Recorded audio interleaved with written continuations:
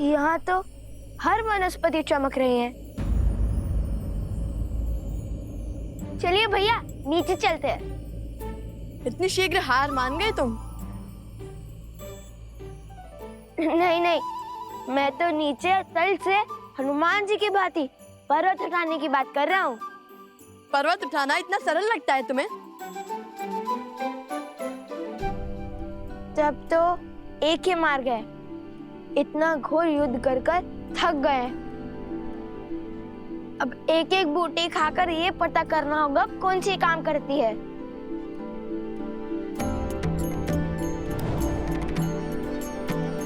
और यदि कोई भी बूटी विषैली निकली तो?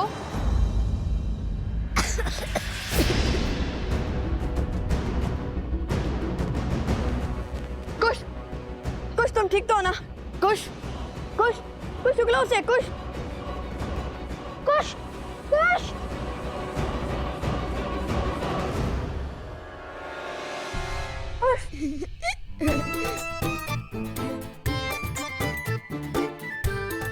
अब डर गए ना? मुझे तो कुछ नहीं हुआ। कभी तो गंभीर हो जाया करो कुश।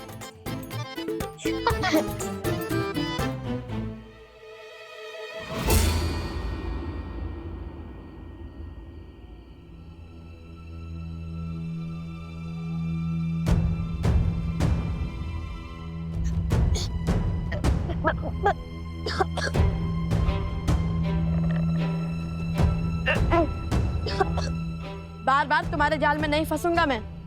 अभिनय का कोई लाभ नहीं है।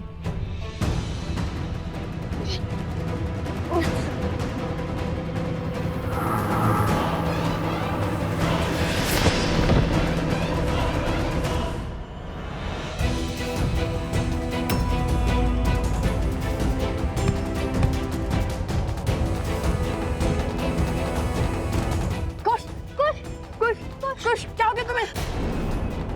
ये बूटी तो सदी में विषैली निकली। कुश उठो, कुश, कुश। फिर क्या?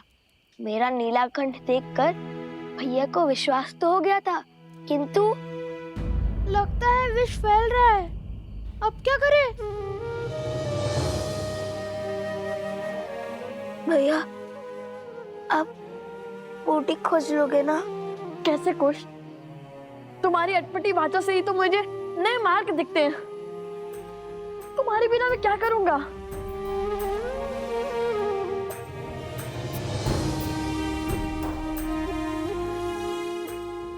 ये बूटी विषैली है, ये तो पता चल गया ना। किंतु इनमें से वो बूटी कौन सी होगी जो आत्मा के मैल को मिटा सके? मैं तुम्हें कुछ नहीं होने दूंगा। मैं बूटी अवश्य खोजूंगा। सोम, तुम कुछ के साथ रहो, मैं बूटी लेकर आता हूँ।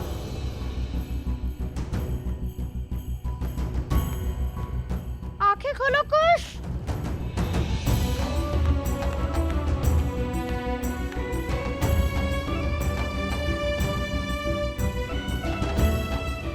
मलिनता को कौन मिटा सकता है?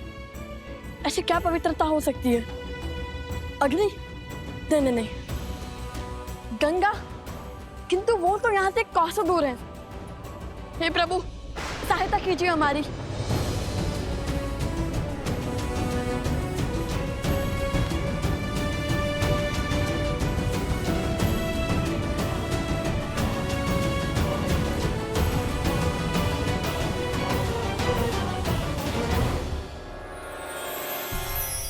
ये नक्षत्र तो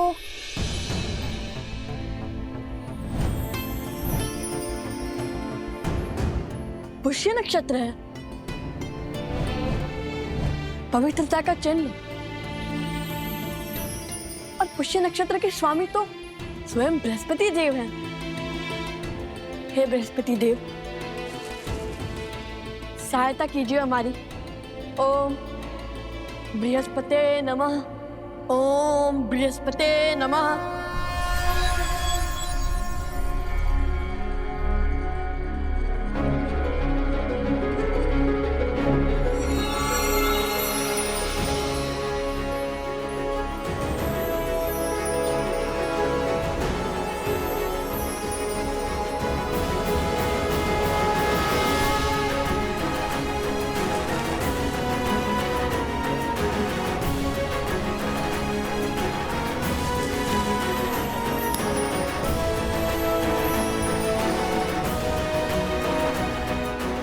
ओम बृहस्पते नमः।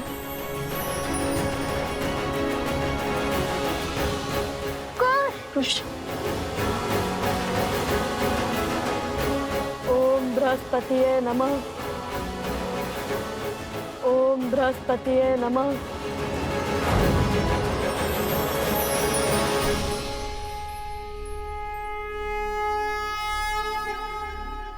कुश, तुम ठीक तो हो ना?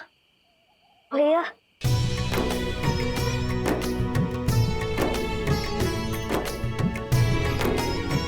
कुश, मेरे भाई। इस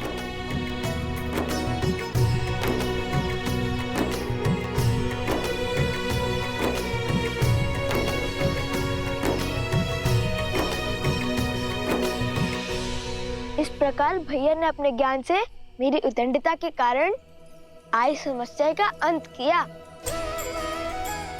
किंतु सदैव की भांति कुश की उद्दंडता के कारण ही हमें इतनी शीघ्र इस विपदा का हल मिल गया। अवश्य, हनुमान जी से कम नहीं हो तुम दोनों भाई।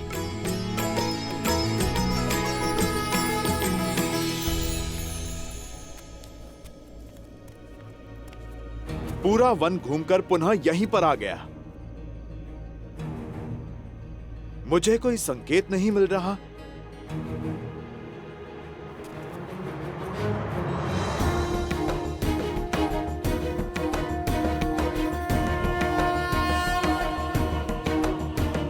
यहां पर स्वास्तिक किसने बनाया?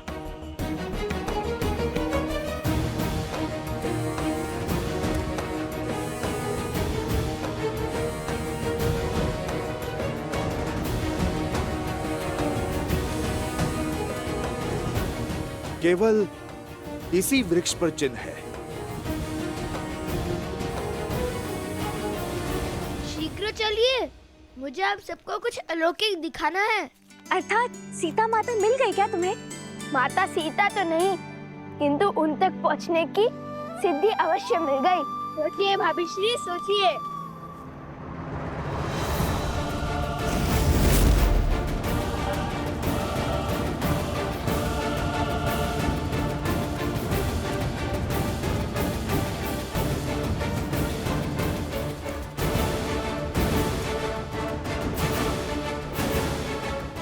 अरे अब शीघ्र चलो, हमें उस वृक्ष तक पहुंचना होगा, अन्यथा तुम्हारी सिद्धि कोई और ले जाएगा।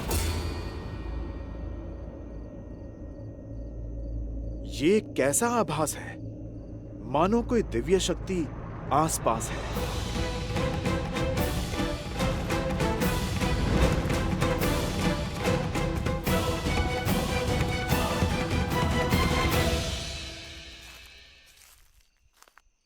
हनुमान जी! सैनिकों,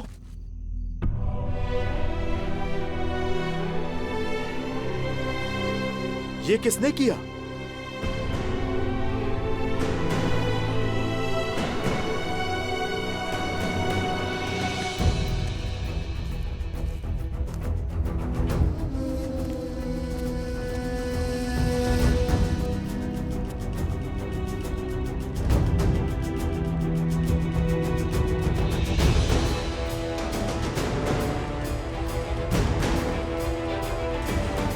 हम इसी गड्ढे में गिरे थे हनुमान जी।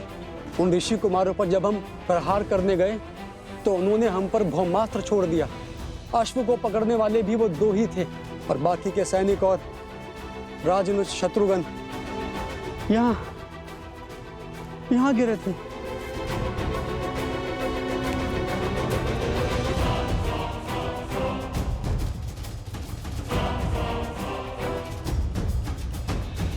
हम उन्हें बचा नहीं पाए, मैं गड्ढे में ही रह गया, उनके समक्ष लड़ने का साहस नहीं जुटा पाया।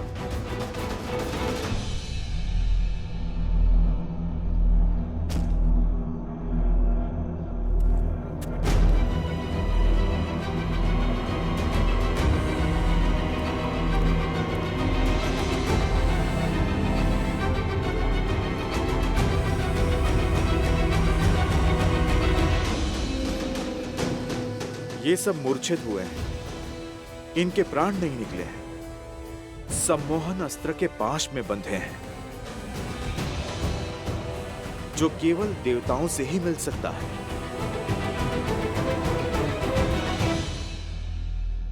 पर शत्रुघ्न भैया कहाँ हैं? हम उन्हीं को खोज रहे थे हनुमान जी, तब तक आप हमें दिख गए। लगता है इन बालकों के पास दिव्य शक्तियां हैं। अवश्य ही ये वही ऋषि कुमार हैं जो अयोध्या आए थे। वो एक दूसरे को लवकुश कहकर पुकार रहे थे। लवकुश? इतने बड़े राम भक्त अपने ही प्रभु का अश्व क्यों रोकेंगे? तुम इन्हें अयोध्या ले जाओ। शत्रुघ्न भैया को मैं खोजता हूं। महाराज को सारी सूचना विस्तार से देना।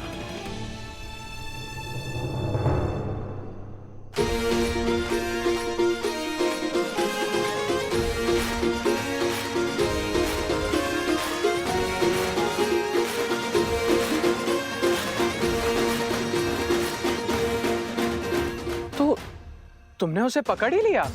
है ना अद्भुत? कहा था ना, लवकुश कुछ भी कर सकते हैं। सच्ची में तुमने उसे पकड़ लिया? अरे अवश्य। अब चलिए, हमें वो स्वर्ण कमल लेकर आश्रम भी पहुंचना है। कल सुबह पूजा है।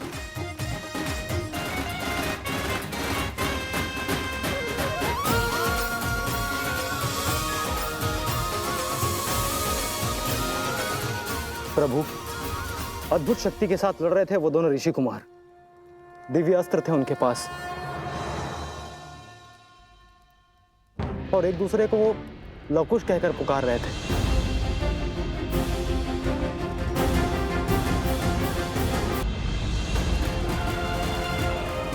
महाराज, ये तो वही दो ऋषि कुमार हैं जिनके गायन ने हम सभी को मंत्रमुग्ध कर दिया था।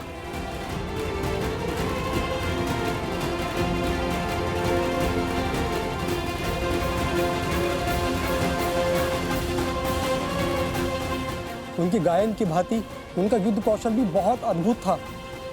जैसे युद्ध नहीं कोई खेल हो, और चिंता का तो कोई भाव ही नहीं था उनमें। अक्षम्य है ये, हमारे वीर योद्धाओं का अपमान है। दो बालक जो युद्ध को मनोरंजन समझते हैं, हमारी सेना को परास्त करके चले गए।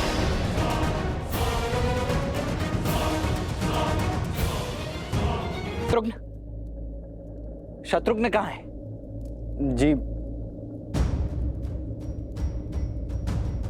जी वो रामानुज और बाकी सैनिक सम्मोहन अस्त्र से मूर्छित हो गए थे और उसके पश्चात रामानुज शत्रुघ्न लुप्त हो गए। हनुमान जी उन्हें खोजने का प्रयास कर रहे हैं।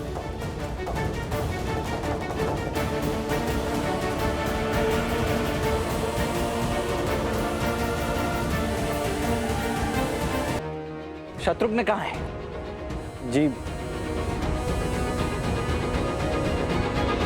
जी वो रामानुज और बाकी सैनिक सम्मोहन अस्त्र से मूर्छित हो गए थे और उसके पश्चात रामानुज शत्रुघ्न लुप्त हो गए। हनुमान जी उन्हें खोजने का प्रयास कर रहे हैं।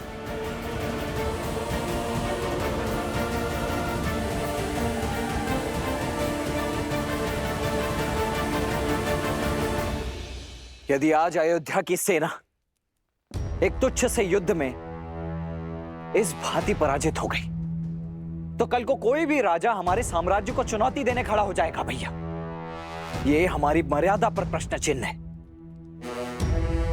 आप मुझे आज्ञा दीजिए भैया, मैं उन दोनों ऋषि कुमारों को आपके समक्ष लेकर आऊंगा। उनके बल और अभिमान को चूर चूर करके झुकाकर। शांत हो जाओ लक्ष्मण। शत्रु का सामना करने से पूर्व हमें उनके उद्देश्य को जानना होगा। यदि वो दोनों केवल ऋषि कुमार हैं, तो वो अश्व को क्यों रोकेंगे? मुझे नहीं लगता लक्ष्मण कि उन्होंने अश्व को केवल क्रीड़ावश रोका होगा। शास्त्र और नीति कहते हैं कि हमें सेना भेजनी चाहिए। हाँ आचार्य, इसलिए लक्ष्मण अवश्य जाएगा, किंतु स्मरण रहे लक्ष्मण कि उन बालकों को कोई हानि नहीं होनी चाहिए। वो दोनों बालक हैं। बालकों को हानि पहुंचाकर अयोध्या की सेना केवल लज्जित ही होगी, इसमें कोई शौर्य नहीं है। जो आज्ञा भैया।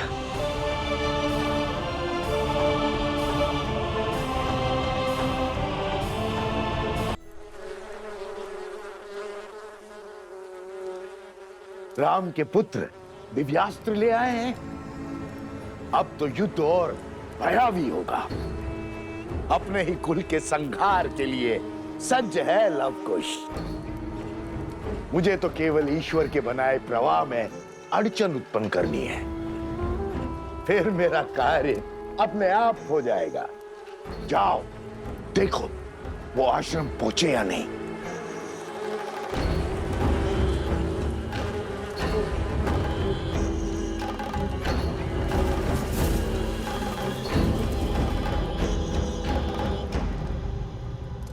और उस शत्रुघ्न का क्या? वो भी तो लुप्त है। तुम क्या केवल मुझसे प्रश्न करने के लिए जन्मे हो? जाओ वन का कोना कोना छान मारो और ढूंढो उस शत्रुघ्न को। जाओ। जो आज्ञा महाराज।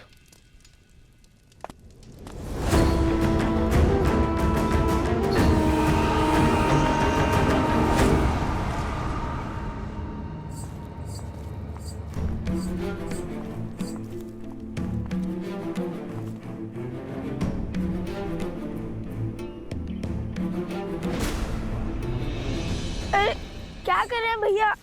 छोड़िए ना। बस अब वो प्रतीक्षा नहीं होती। कब से माता से दूर रहे हैं, अब तो मुझे उनके दर्शन करने दीजिए। और इसका क्या क्या कहेंगे माता से कि हम अश्वमेध का अश्व चुरा कर आए हैं श्री राम से प्रश्न पूछने के लिए, और राजा शत्रुघ्न से उसके लिए हम युद्ध करके आए हैं। ओहो, अब हम फिर से फंस गए। अब क्या करेंगे? जहाँ पग धरो वहाँ समस्या उत्पन्न हो जाती है। कभी ये मत करो, कभी वो मत करो। इससे अच्छा तो हम सब अदृश्य हो जाते हैं।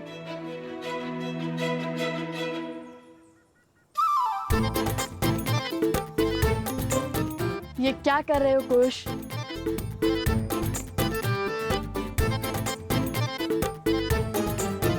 लो, हो गया ना अदृश्य। क्यों उठाई माला? ताकि इसकी गांठ खोलकर 2 माला बना सकूं, हम दोनों अदृश्य हो सके। और संकट यही है ना कि कोई हमसे प्रश्न पूछे और हम मिथ्या ना कह सके। अब जब दिखेंगे ही नहीं तो ना कोई प्रश्न पूछेगा और ना कोई उत्तर देना होगा। किंतु अब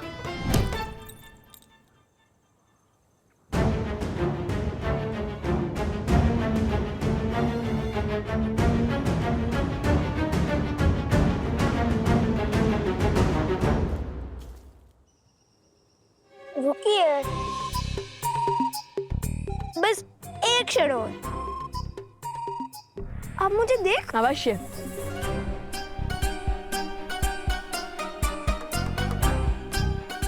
लगता है गांठ खुलने से स्तेव्य माला की माया समाप्त हो जाती है।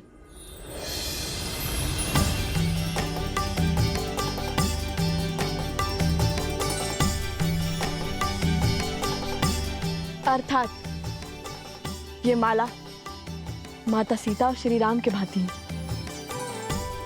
दोनों सिरे जब एक दूसरे से जुड़ते हैं तभी संबंध और शक्ति आकार लेते हैं, अन्यथा नहीं।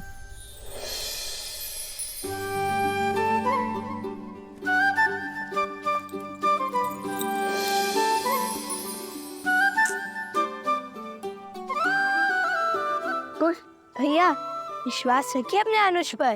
उद्देश्य माता के दर्शन है और वो हमें अवश्य होंगे, और वो भी प्रश्न उत्तर के चक्र के बिना।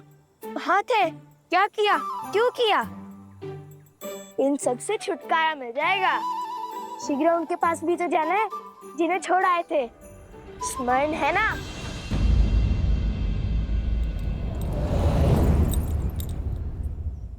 कदापि नहीं। जितनी इच्छा हमें माता से मिलने की है, उतनी तो माता को भी तो हमसे मिलने की होगी ना। क्या उन्हें दुखी करना चाहते हो तुम?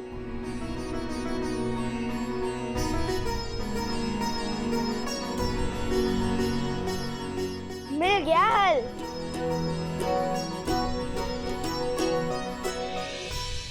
चलो, एक तो प्रत्यक्ष दिखा। पर कुश कहाँ है?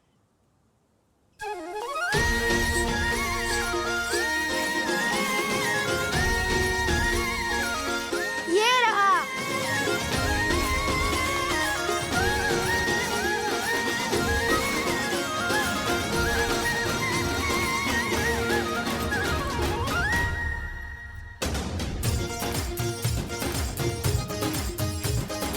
अब मेरी माला से पूजा हो जाएगी और इस माला से अश्व की रक्षा।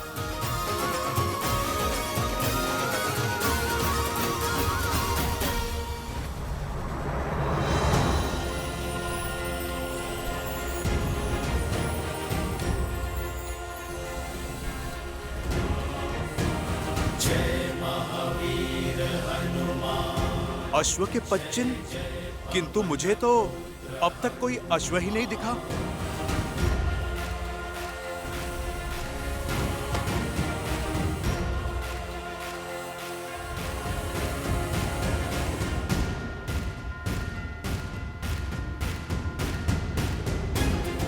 बालकों के 5 चिन्ह, अवश्य ही वो ऋषि कुमार ही होंगे।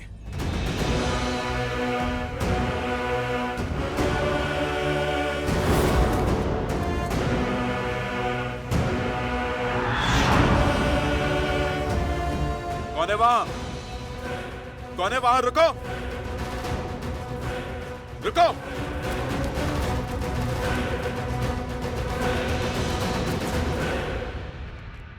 लव, आ गए तुम सब?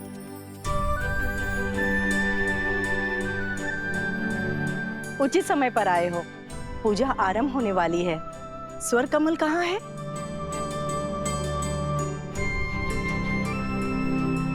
कुछ भी तो कहीं दिखाई नहीं दे रहा।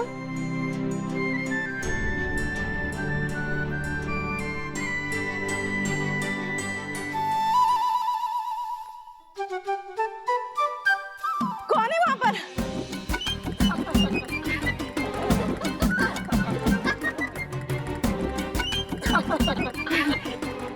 क्या हुआ गुरु माँ? कोई प्रेत देख लिया क्या? प्रणाम कुमोदिनी दीदी। कौन है? कौन है? बहुत हुआ, अब बस भी करो कुश। कुश? जी गुरु माँ, ये अलकापुरी से लाए हुए स्वर्ण कमल की माला पहनकर आपको सता रहा है।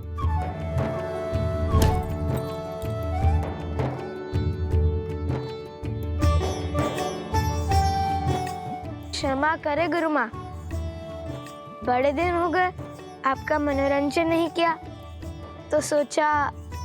हमें भी तुम्हारे इस उपहास और मनोरंजन की कब से प्रतीक्षा थी। ये माला आप ले लीजिए गुरु माँ, किंतु स्मरण रहे, पूजा संपन्न होने के बाद हमें ये माला यक्षराज कुबेर को लौटानी होगी।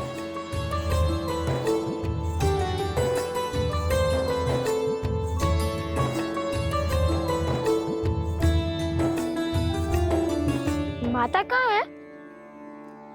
उपवन में है, ऋषि भारद्वाज के पास।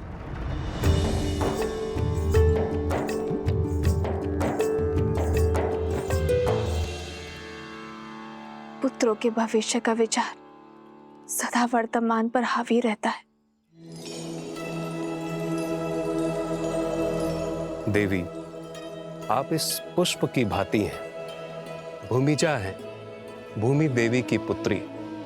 भूमि देवी जिनका एक नाम अचला है, जो कभी विचलित नहीं होती, इसलिए सदा प्रफुल्लित हैं, फलों और फूलों से भरी है।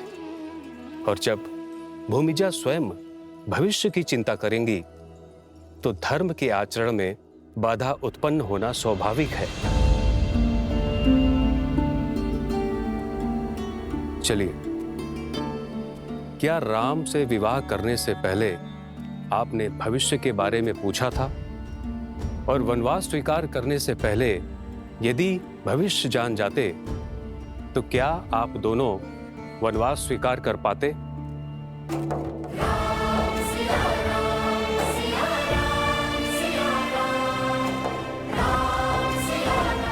भैया, आपके कंधों पर इस साम्राज्य और इतने संकटों का भार है, आपको भविष्य की चिंता नहीं देते? भविष्य की चिंता तो उन्हें होती है भरत, जिन्हें भविष्य से कोई मोह होता है। मैं तो आज में जी रहा हूं, और आज की मांग यज्ञ की पूर्ति है। अब चाहे जो मूल्य चुकाना पड़े, ये यज्ञ संपूर्ण होगा।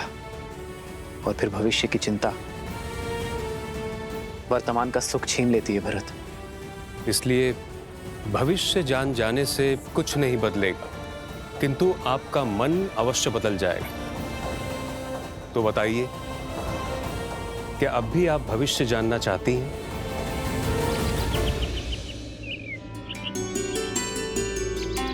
प्रेम समर्पण करुणा ज्ञान से है भरा दो प्यारा नाम। जय सिया राम, जय जय सिया राम, जय सिया राम, जय जय सिया राम।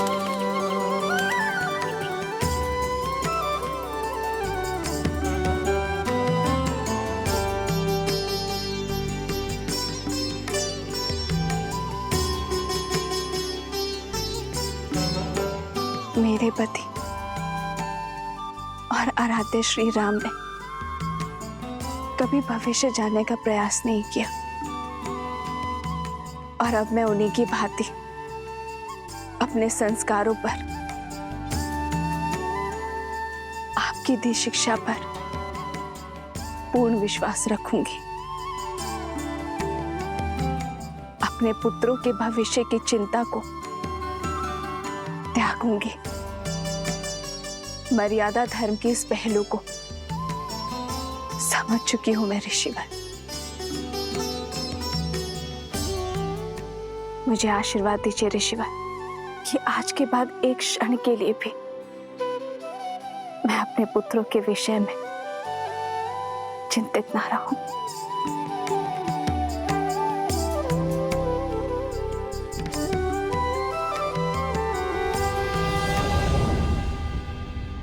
भैया, तो कौन सी चिंता आपके मन को सता रही है जो आप यहाँ भाभी माँ की मूर्ति के सामने ध्यान लगाने चले आए?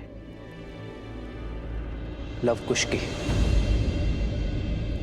उनके स्वर में सत्य की सुंदरता है, उनके मुख पर मलिनता का कोई भाव नहीं है। तो फिर उन्होंने अश्व को क्यों रोका?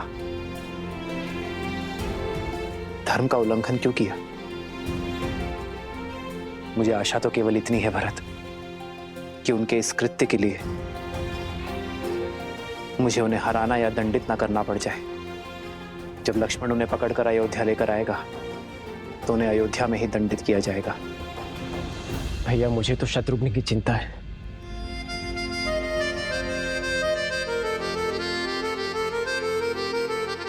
इक्ष्वाकु के वंशजों को हानि पहुंचाना इतना सरल नहीं है भरत। और फिर शत्रुघ्न को खोजने का बेड़ा तो स्वयं हनुमान ने उठाया है। फिर कैसी चिंता? हनुमान पर विश्वास रखो भरत। अब संकट मोचन ही हमें इस संकट से उभारेंगे। जय हनुमान ज्ञान गुण सागर, जय कपीस तिहु लोक उजागर। रामदूत अतुलित बल धामा, अंजनी पुत्र पवन सुत नामा। राम दुआरे तुम रखवारे, होत न आज्ञा बिनु पैसारे। पावन तेज समारो आपे, तीनों लोक हाथ तेरे कापे।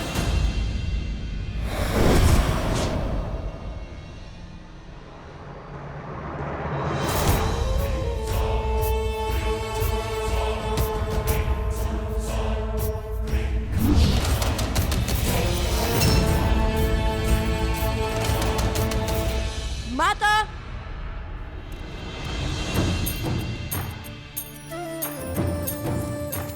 माता।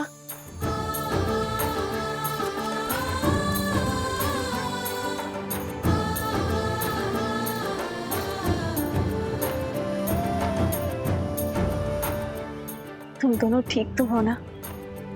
मैं तो ठीक हूँ माता, आप इसी से पूछिए। क्यों, क्या हुआ ऐसे? माता, भैया को कहानियां बनाने में आनंद आता है। मैं भी सकुशल हूँ। खुश। बताता हूँ, सब बताता हूँ। ये एक लंबी कथा है। तो हुआ यूं कि हम त्रिवेणी पहुंचने ही वाले थे कि तभी मेरे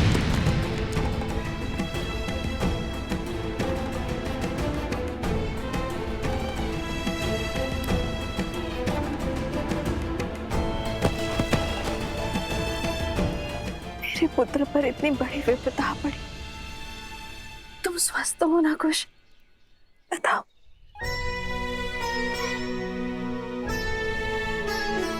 माता, जिनके लव भैया जैसे भाई हो, उन्हें भला क्या हो सकता है? और भैया ने उसी क्षण फूटी खोज निकाली और मुझे भी स्वस्थ कर दिया और गांव वालों को भी। मेरा पुत्र, सदा ऐसे ही एक दूसरे की ढाल बनना, एक दूसरे का ध्यान रखना।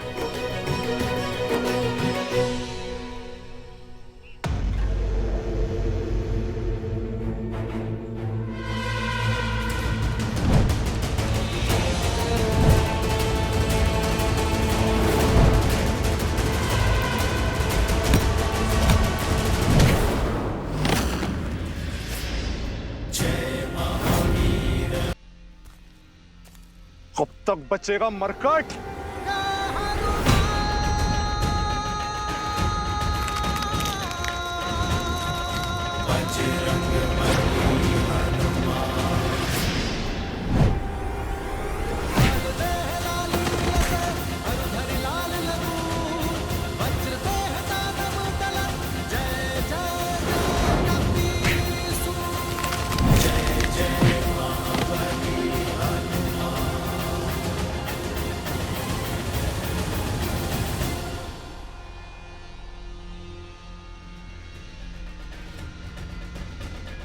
बचाइए महाराज, रक्षा कीजिए।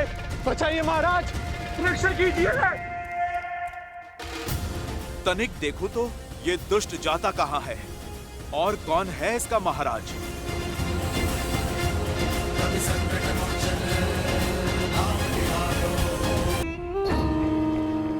चलो, एक कार्य तो शुभ हुआ। यदि पुष्पमाला की गांठ नहीं खोली जाती तो पता ही नहीं चलता अश्व कहाँ गया। बचाइए महाराज, बचाइए, रक्षा कीजिए। महाराज, रक्षा कीजिए मेरी। क्या हुआ बानासुर? किससे मार खाकर आए हो? उससे जिससे अक्षय कुमार, इंद्रजीत और स्वयं तुम्हारे भाई रावण ने मार खाई है, राम भक्त हनुमान से। जय हनुमान ज्ञान गुण सागर, जय कपीस तिहु लोक उजागर, रामदूत अतुलित बल धामा, अंजनी पुत्र पवन सुत नामा, राम दुआरे तुम रखवारे, होत न आज्ञा बिनु पैसारे, आपन तेज समारो आप, दीन लोक हाथ गए कापे। जय महावीर हनुमान, जय जय पवन पुत्र हनुमान, बजरंग बली हनुमान।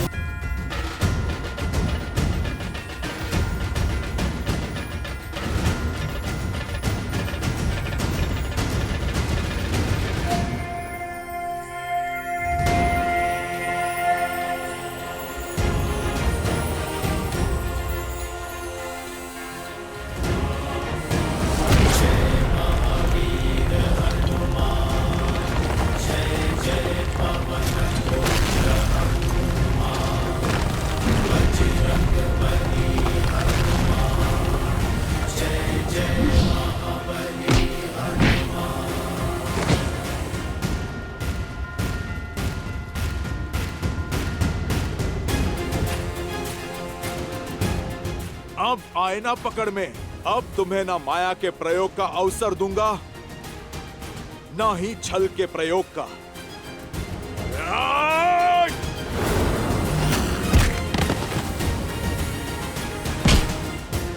ये मेरी माता पर कलंक लगाने के लिए, ये मेरे प्रभु श्री राम को कष्ट देने के लिए।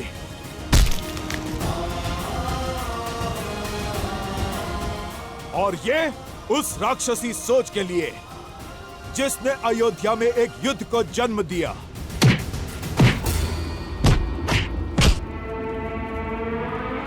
मूर्ख वानर, मैं सहस्त्रमुख रावण हूँ। सहस्त्रमुख रावण, मुझे मारना असंभव है, असंभव।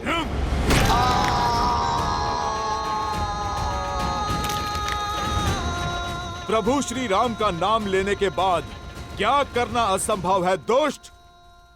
कदाचित तुम्हें ज्ञात नहीं, ये राम भक्त संहार करता है, महादेव का अंश है।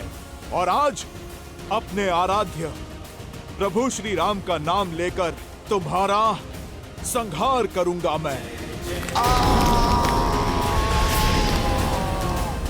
मेरे प्रभु की अयोध्या में लोक अपवाद से लेकर विचारों के अवसाद तक सभी के कारण तुम हो। बहुत घोर दुख दिए हैं तुमने मेरे प्रभु श्री राम को।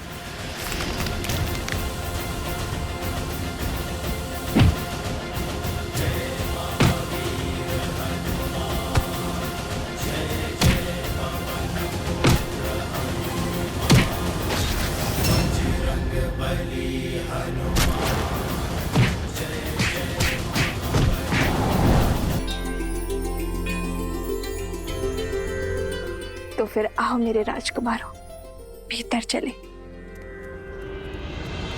राम सिया राम जय जय राम। राम सिया राम जय जय राम। राम सिया राम जय जय राम। राम सिया राम जय जय राम।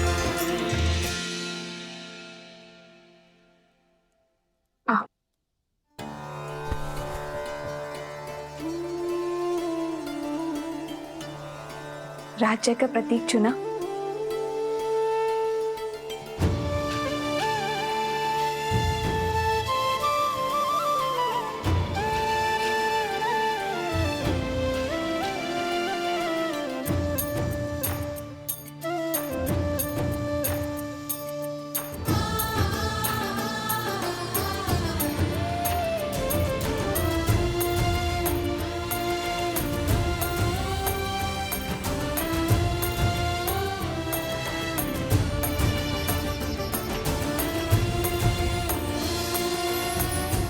ये हुआ तुम्हारा गांव और ये धरा के चिन्ह।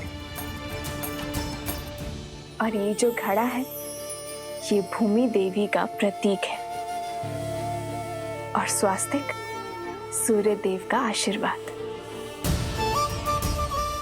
अब हुआ ना राजा होने का आभार। अयोध्या के छत्र और मर्यादा धर्म की ध्वजा को लेकर निकले अश्वमेध यज्ञ के अश्व को रोकने का दुस्साहस किया है उन दोनों बालकों ने। जो अश्व समस्त संसार के असुरों का नाश करने में सक्षम है, उसे छिपाने का दुस्साहस किया है ऋषि कुमारों ने। इसीलिए मैं दशरथ नंदन रामानुज लक्ष्मण उन दोनों अपराधियों को बंदी बनाकर महाराज के समक्ष प्रस्तुत करूंगा। और इसमें मेरा सहयोग करेगी मेरी ये सेना अर्थात आप सभी, क्योंकि हमारे होते हुए दो बालक अयोध्या का मान तो नहीं घटा सकते।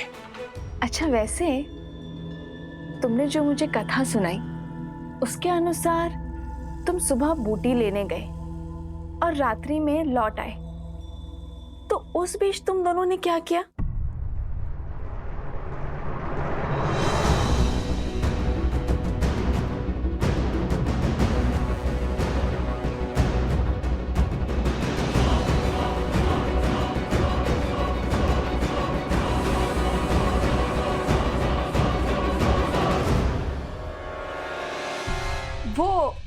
अश्वमेध का अश्व भी आसपास ही था, इसलिए अधिक समय लग गया।